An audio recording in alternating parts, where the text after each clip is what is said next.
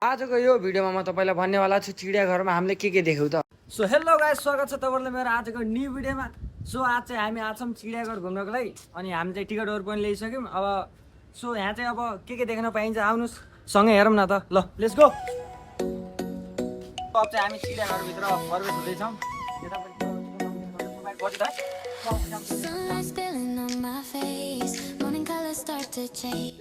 घाँस खाइरहेको छ यहाँ चाहिँ। सो गाइस हामी चाहिँ होइन बाघ देख्यौँ, आउनुहोस् तैरेखा पानीमा तैरेखा बड्डा हेर त। आम्बो ए बड्डा ठुलै छ त, पानीमा खेले मस्त घाम भएर मलाई देख्यो अब एक्सप्लोर। सो अब कहिले देखेको छैन त होइन, बाघ पनि दियो रियल टाइगर होइन। आएर हेर जिबा त्यसको के जाली जालीमा हान्छ त, खान्छ नि टाइगर त हामीलाई मलाई थाहा चाहिँ होइन। अब नेपालमा बुढा जस्तो के छ आउनु हेरौँ त। ल बड्डा खान्छ कि हाल्छ नि, खतरनाक रहेछ त। म पनि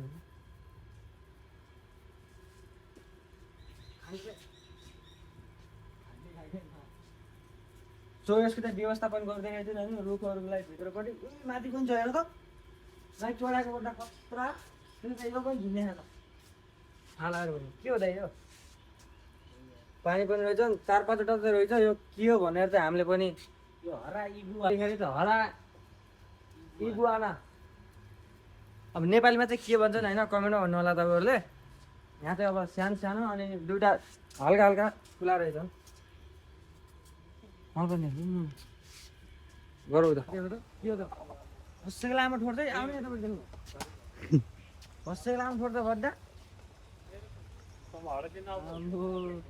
त्यहाँ पानी पनि रहेछ होइन। अब स्विमिङ खेल्नको लागि त होला खासको लागि यस्तो मस्तको रहेछ।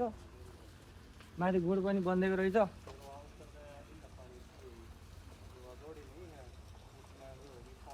धेरै गर्मीको कारणले गर्दा चाहिँ गोही र सिंह हामीले देख्न पाएनौँ। त्यसपछि हामी गयौँ चराहरूको प्रजातितिर, जहाँ सबै चराहरूलाई एकैतर्फ साइड मिलाएर राखिएको रहेछ। त्यहाँ हामीले धेरै प्रकारका चराहरू पनि देख्यौँ र लास्टमा हामी आयौँ दुनियाँको सबभन्दा ठुलो चरा अस्ट्रिच भन्ने चाहिँ यहाँ रहेछ। आउनु हेर कत्रो सपट्टा हेर त।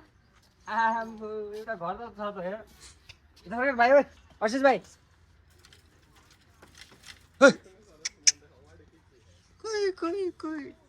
यसको खुट्टा हेर न, खुट्टा मुला हामी भन्दा अर्को हो चाहिँ रियल। अब अस्ट्रिच पनि देखियो होइन किताबमा पढेको। यता यसको खुट्टा यति लामो छ नि हामीभन्दा अल्को छ होइन। यस्तो पन्जा हान्यो भने हामी दाबिएर हाम्रो सास थुनेर मर्न पनि सक्छौँ हामी। घाँटी फेरि 2 हात लम्बा हुनसक्छ यसको है। त्यो अस्ट्रिच हेरिसकेपछि चाहिँ हामी लाग्यौँ घरतिर। यो चिडियाघर चाहिँ इन्डियाको हरियाणा रोहतक भन्ने ठाउँमा छ। यदि कसैले रोहतकमा बसेर भिडियो हेर्नु भएको छ भने तपाईँ जान सकिन्छ। यसको टिकट मात्र 30 रुपियाँ छ। सो आजको लागि यति नै। मन परेमा लाइक कमेन्ट सेयर र फलो गर्न नबिर्सनु होला। धन्यवाद।